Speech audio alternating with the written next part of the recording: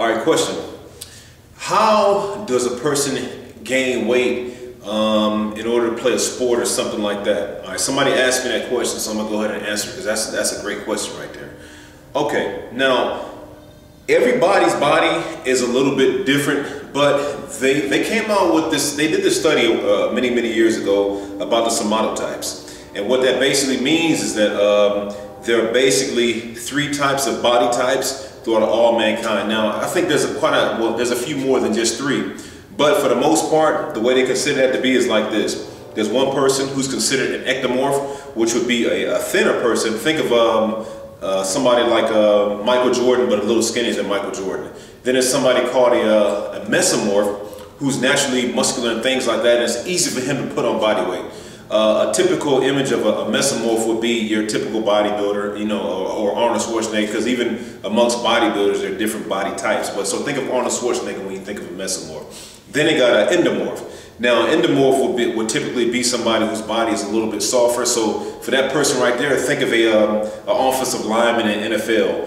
So that offensive lineman is going to have a little bit more body fat than everybody else. So if a thin person wants to lose weight or gain weight, if the thinner person wants to gain weight, he should be eating in between 4 and 6 times a day. But now this is where the typical magazine and things like that about health and fitness that men mostly buy is leading you wrong. Okay, now if you got a thin body type, they're gonna tell you what you need to do is eat protein, eat protein, eat protein.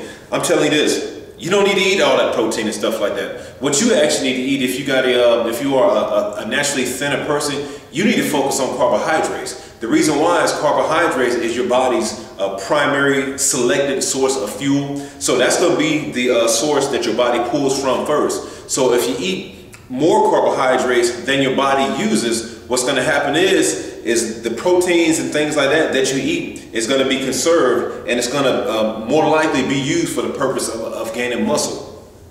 Okay, now what are carbohydrates? Carbohydrates are things like breads, beans, rice, potatoes, yams.